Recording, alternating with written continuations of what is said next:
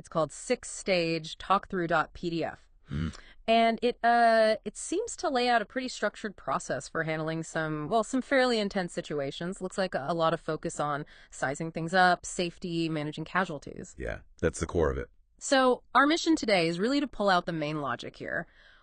Why this structure? What's the thinking behind it? For you, the learner, hopefully this gives a clear framework showing what's important and why things happen in a certain order. Sounds good. Let's dive in. Okay, so right off the bat, this document hammers on scene assessment and safety, and then stabilization and initial access. They seem almost glued together at the start. They really are, and that's absolutely deliberate. It jumps right out. This isn't just, a quick look around. Scene assessment means the immediate area, sure, but also thinking bigger picture. Yeah. Hidden dangers. What actually happened here? Right. What kind of incident really forces you to think about both assessment and safety, like immediately, hand in hand? Well, you immediately think of things where the scene itself is dangerous, don't you? Like maybe a car crash, risk of fire, fluids leaking, or a building collapse scenario. Unstable structures. Exactly. Unstable environments. It's not just about reaching the person, it's about making sure you don't become another casualty or make things worse. Precisely. And it looks like a big part of that initial safety bit is glass management. That pops up really early, and then again later. Why glass? Seems specific. Ah, yes. Good catch. The constant mention of glass management points to a really common and frankly dangerous hazard in loads of scenarios: accidents, rescues. Right. Think about it. Broken glass is sharp. It gets everywhere. It can cause nasty cuts, immediate ones, or even things missed initially that cause problems later. Dealing with it early and keeping it in mind is it's about actively reducing risk for everyone involved. Yeah, makes sense. Clearing the way, making the working area safer from the get-go. Okay, now something else you just cannot miss here is this phrase, all caps. Continuous medical and physical rescue urgency must be maintained throughout the rescue phase. Mm-hmm. Loud and clear. It's everywhere, every stage. It really bangs the drum about time being critical, doesn't it? What's that telling us about the kind of situations this process is for? Well, if you think about where you'd need a six-stage plan like this, Mm-hmm. we're probably talking serious trauma, people trapped, situations where lives are genuinely on the line. Okay. So that constant reminder about urgency, it's vital. Medically speaking, the longer someone's in shock or has certain injuries, the worse their chances. Time is tissue, as they sometimes say. Oh, right. It's not just about hurrying. It's about understanding that delay can be fatal.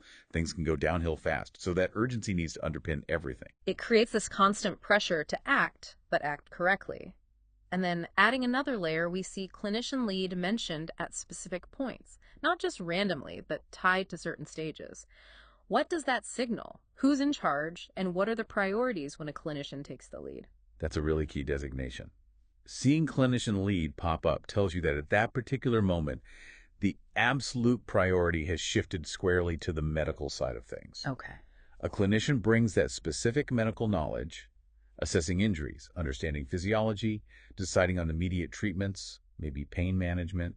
Their leadership ensures the rescue actions are driven by what the casualty needs medically right now. So it's about putting the medical expert in the driving seat when those specific calls need to be made for the patient's immediate health. Makes sense. Now, looking at how things unfold, the document goes from immediate actions to rapid intervention and then eventually builds up to a main plan. Yeah, there's a definite progression. It feels like stages of engagement. What separates these? How does what you figure out in those first moments shape the bigger picture? It really suggests an escalating response that gets more informed as it goes. Immediate actions are likely those first, almost instinctive things you do on arrival, make the immediate area safe. Maybe a super quick check of the casualty. Got it. The very first seconds. Then, rapid intervention feels more focused. Based on that initial look, you tackle the most obvious, life-threatening problems quickly. It's coordinated, but still fast. Right. Dealing with the biggest threats first. And then the main plan comes in. Yeah. That's more strategic, more thorough. It uses all the information you've gathered from those faster, earlier phases to create a comprehensive approach. So that initial assessment, it's the foundation for everything else. It tells you where to go next. Okay, like initial intel gathering directs the first tactical moves, which then informs the overall strategy. Now, another word that caught my eye was appropriate. It's used to describe actions, often when that clinician lead is mentioned. What does appropriate likely mean here? It sounds like more than just doing something. Exactly. I think appropriate here means actions that are, well, clinically sound and specifically suited to this casualty in this situation. It implies judgment. Right, not just ticking a box. Yeah, it moves beyond a simple checklist. The clinician lead uses their expertise to decide the best course of action, considering the injuries, the environment, the overall goal. What's appropriate for one person might be wrong for another and even harmful. It's about tailored, expert decision-making. A smart response, adapting to the reality of the situation. Okay, let's talk about the physical steps then.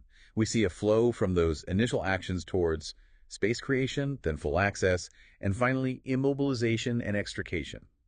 There seems to be a clear logic there. Why that order? It's a very practical, safety-first progression.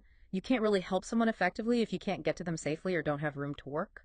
So space creation is likely just that making room around the casualty, maybe moving debris, ensuring responders can operate without being cramped or endangering themselves or the patient further. Okay, clearing the decks, which then allows for full access. Now you can actually reach the casualty properly, do a better assessment, provide treatment directly, Makes sense. and only then, once you have that access and have hopefully initiated some care, do you focus on immobilization and extrication, stabilizing injuries, especially potential spinal ones, and then carefully getting the person out of danger. Each step kind of enables the next one safely. It's preparing the ground, then acting carefully. Okay. And weaving through